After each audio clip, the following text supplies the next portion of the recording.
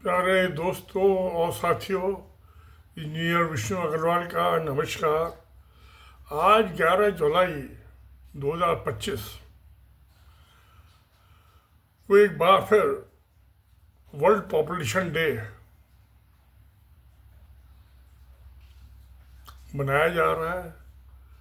ये United Nations की का रेजोल्यूशन था 1987 1987 का, जिसके मुताबिक जो था ये हर साल वर्ल्ड पॉपुलेशन की विश्व की जो जनसंख्या है, आबादी है, उसको मनाया जाए।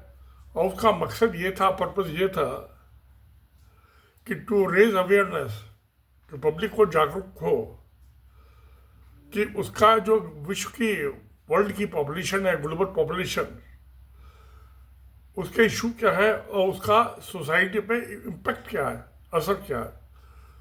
बहुत बड़ा ये मामला था। तो ये 1987 से हर साल मनाया जा रहा है। 2025 हो गया, आज फिर मनाया जा रहा है।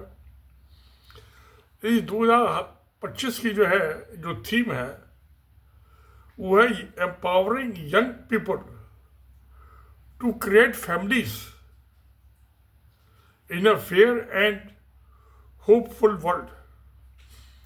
ये थीम क्यों करनी पड़ी कि आबादी, विश्व की आबादी, पॉपुलेशन कम हो रही है। अभी ये 2024 में 8,800,000,000 थी, अब ये बढ़ने की जगह घट रही है, कम हो रही है। तो इसलिए ये थीम रखी गई कि वो फैमिली बनाए, ये बच्चे पैदा करें। क्योंकि बहुत से आदमी आजकल शादी ही नहीं कर रहे, लड़के और लड़कियां बहुत से उनमें से कुछ जो बच्चे ही नहीं पैदा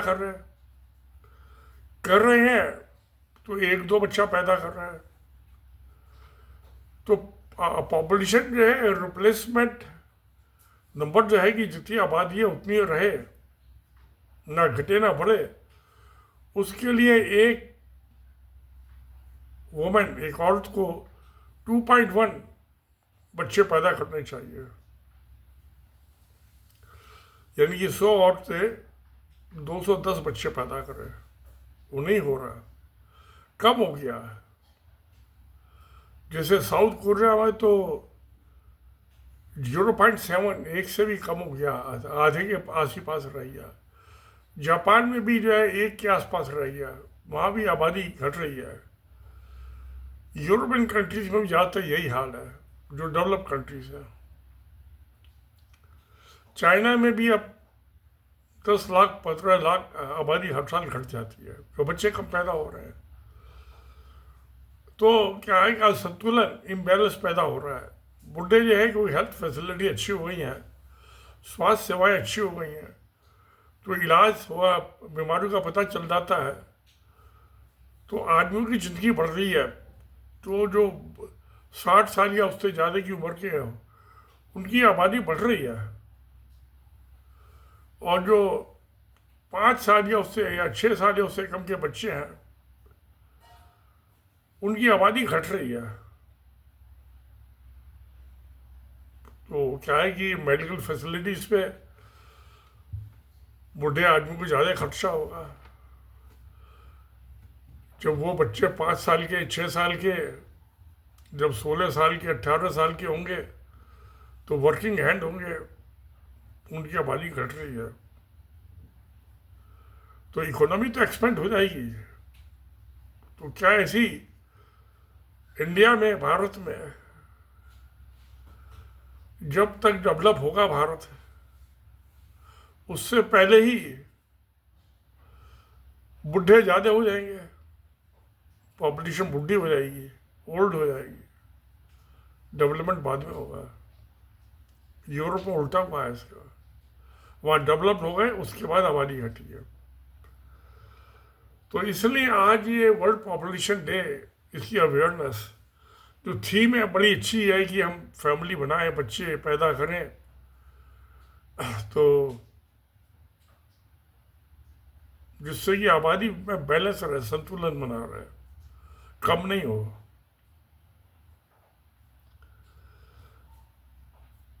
तो इसलिए फैमिली प्लानिंग, रिप्रोडक्टिव हेल्थ, औरत की जो है, जो बच्चे वो पैदा करेगी, पालेगी, तो उसकी हेल्थ है तो तंदुरुस्ती तो अच्छी होनी चाहिए ना। और जेंडर इक्वलिटी, औरत और मर्द में, मैन वुमेन में बराबरी होनी चाहिए। और उसके लिए सस्टेनेबल डेवलपमेंट, ऐसा जिसमें दोनों ही फल फूल सके, मेल और फीमेल दोनों, और फीमेल के बच्चे भी। तो इन सब चीज़ों को ध्यान में रख के यूएन ने एस्टेब्लिश किया था ये 1987 में, टू स्पॉटलाइट, कि ध्यान दे, फोकस किया था इसके ऊपर कि जो डेमोग्राफिक चेंजेस हैं आबादी में, उसके कॉन्सिक्वेंसेस के नतीजे क्या निकलेंगे, जो हम उसको पॉपुलेशन उसको मैनेज करें। तो इन सब चीज़ों में समस्या, तो ये सोशल समस्या किसी एक आदमी की नहीं है, किसी एक कंट्री की नहीं है, एक देश की नहीं है। आज शायद वर्ल्ड में एक अफ्रीकन कंटिनेंट है जिसकी सब मिला के आबादी को 120 करोड़ है, और मोस्ट अनडेवलप्ड अविकसित है देश, ट्राइबल्स है जासले वहाँ। उसको छोड़ के बाकी सारी दुनिया में आबादी घट रही है। क्या इंडिया, क्या पाकिस्तान, क्या बांग्लादेश, क्या श्रीलंका, क्या चाइना।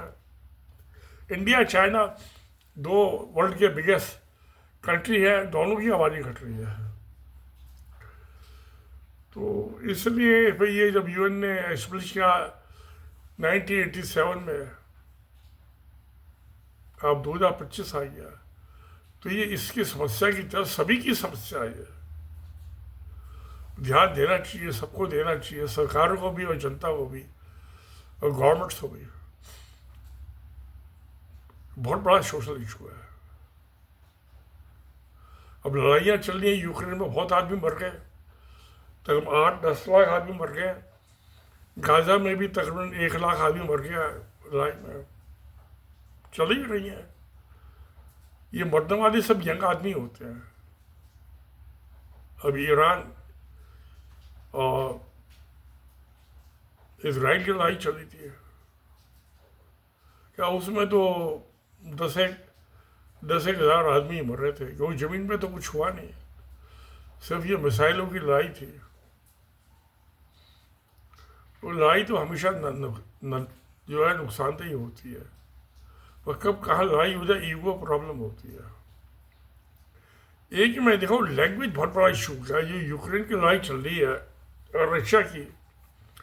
रशिया चाहता है जो रशियन स्पीकिंग इलाका है यूक्रेन का, जो 1919 में तो बड़ा हजारत था, वो उसको वापस लेना चाहता है। और वहाँ पे तकरीबन 40%, 35-40% ऐसा इलाका है यूक्रेन में जो कि रशियन स्पीकिंग है। मगर यूक्रेन की गवर्नमेंट ने एक ऑर्डर इशू कर दिया कि सबकी लैंग्वेज यूक्रेन होगी। झगड़ा यहाँ चालू हुआ। तो language is matter then nation and religion, दोनों क्रिश्चियन कंट्री है, दोनों से बड़ा झगड़ा लैंग्वेज को लेके है। रशिया यूक्रेन का इसलिए नहीं सॉल्व हो पा रहा, जब तक वो रशिया छोड़ेगा नहीं अपना रशियन स्पीकिंग इलाका, वहाँ की जनता भी रशिया के साथ जाना चाहती है। मगर यूक्रेनियन जो है, मेजोरिटी उनकी है, वो इस बात को मान नहीं रहे। तो वो लड़ाई चलते रहेगी, आदमी बढ़ते रहेंगे। तो खैर, तो जो यूनाइटेड नेशंस ने ये वर्ल्ड पॉपुलेशन डे चालू किया था 1987 में, जुलाई 11 उन्होंने एक डेट फिक्स की थी। हमें उसने जो अवेयरनेस की बात की, जागरूक होने की बात की, हमें होना चाहिए, सबको होना चाहिए, आपको भी होना चाहिए, मुझे भी, क्योंकि पॉपुलेशन के या बिना वो जो इलाके डीपॉपुलेट हो जाएंगे, जैसे कि जापान में हो रहा है, तो बड़ी समस्या खड़ी हो जाएगी। फैमिली बनानी चाहिए सबको, बच्चे पैदा करने चाहिए, शादी करनी चाहिए। वो क्या, ये तो पर्सनल चॉइस है, इसमें कोई कुछ नहीं कर सकता। तो जैसा ठीक समझे करे। सच्चाई तो यही है ना, किसी को जबरदस्ती शादी नहीं कर सकते, किसी और को जबरदस्ती मजबूर नहीं कर सकते वो बच्चे पैदा करे। उसकी अपनी खुशी है कि शादी करे, बच्चे पैदा करे। तो यही हम तो जो जीवन का सत्य यही है। तो बस सत्य में जयते। नमस्कार, धन्यवाद।